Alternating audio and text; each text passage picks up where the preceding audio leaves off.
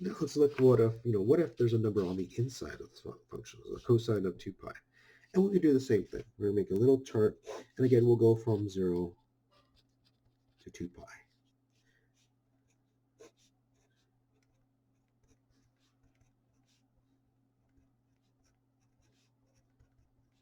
Okay. All right, so now go back over here. So cosine, so if I plug in 0 in for here, right? So 2 times 0 is 0, correct?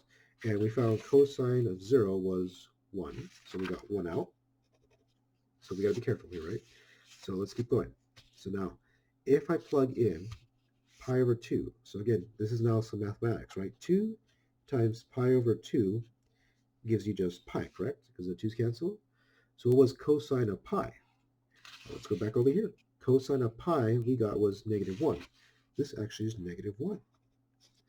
So if I plug in pi, so that's 2 pi in the middle. So cosine of 2 pi was 1. So we get 1 there. And we keep going. So this is going to be 2 times 3 pi over 4.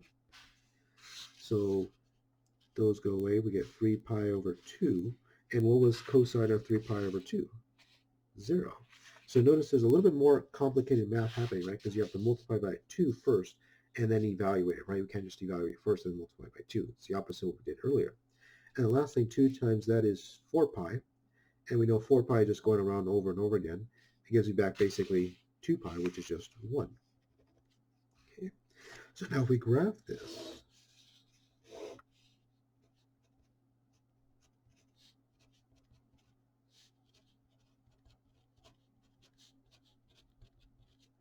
okay, and see what we get. All right, so first thing is we get 0 is 1, so we go all the way up to 1 and negative 1. So negative. We have 0, 1, so that doesn't really change from our portion. Now we go from pi over 2 negative 1, so it skips a lot, right? It goes all the way down here. Now it goes back up to 1, to 0, and up to 1. Okay.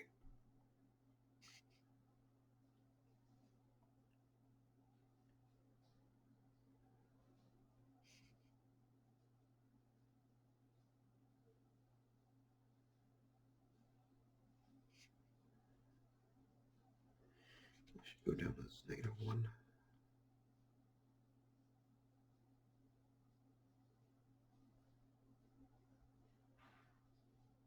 Let's see here. Oh, so we're good. So actually looks like this. And somewhere down here it bumps up and comes back up as well. That's the problem. There you go.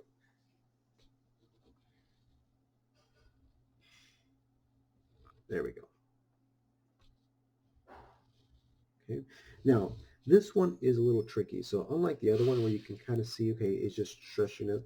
Notice this one is compressing it, right? Everything is pushed down farther, right? So for example, when it comes to cosine, the whole revolution just goes from here to 2 pi. But notice from 0 to 2 pi, we actually have 2 revolutions, right, going on here. So 2 different circles. So everything is being compressed down. So this is the tricky part. So now, when it comes to a number on the inside of the parenthesis, we call that omega, or W for short. It's just it's a Greek letter, omega, right? So when we have omega in the middle, so you multiply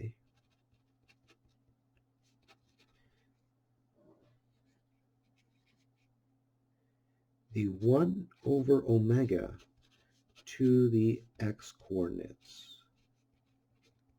That's how you do the compression itself. So it's whatever the omega value is, it's 1 over that times the x values themselves. So essentially, so in general, we have this happening. So here's our parent function, which is either cosine or sine, right? We do this function. And when we do this transformation, so for the x value, we always do times 1 over omega times the x's. And for the y's, we always multiply by a itself. Okay, that's how those values are going to correlate when it comes to it. So when it comes to the tweaking. So why don't you guys try the next one on the other page, this one right here, using our new transformation. So I'll give you pause, 3, 2, 1, and we'll go with it together.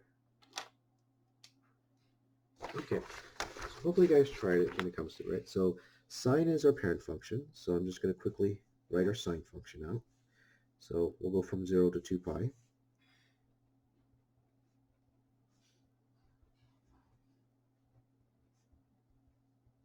And I'm just going to write down, our parent function, right? So if we plug in 0 in for sine, we get 0 out.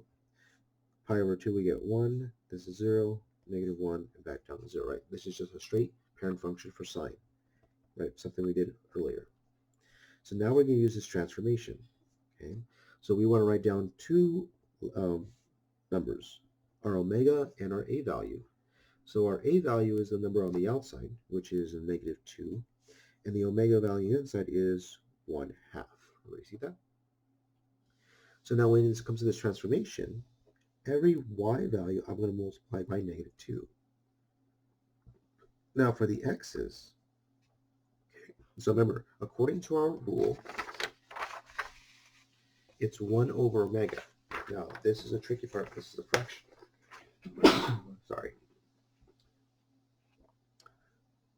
1 over 1/2 is actually equal to 2 once you simplify. So we're actually just multiplying x's by 2, because that's what the 1 over omega ends up being. So now all we do is, again, just like the transformation we did earlier in classes, we just multiply. Okay? So 2 times every number here. So we just go down this. 2 times 0 is 0. 2 times pi over 2 is just simplifies to just pi, right? 2 times 2 pi is 2 pi. 2 times 3 pi over 4 is, again, simplifies to 3 pi over 2. And then finally, 2 times 2 pi is 4 pi.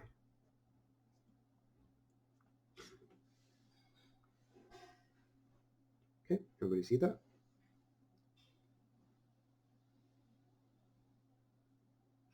Right? And now we do the same thing over on this side.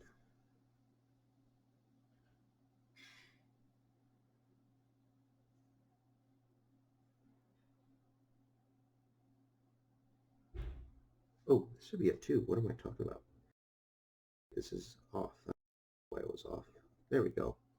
My mistake. This is a 2 pi. What am I saying? 4 pi. I'm crazy over here. That's a 2 pi. Sorry. That's probably why this one was a little off. It should have been a 2, and that should have been actually here. Okay, that makes more sense. Okay. All right. So, sorry, that should be a 2 pi. Those cancel, you get 3 pi. Now for the y's, you multiply by negative 2. So 0, negative 2, 0, positive 2, 0. Okay. And now we just graph it. So this goes by pi, so we'll go pi, 2 pi, 3 pi, and then 4 pi.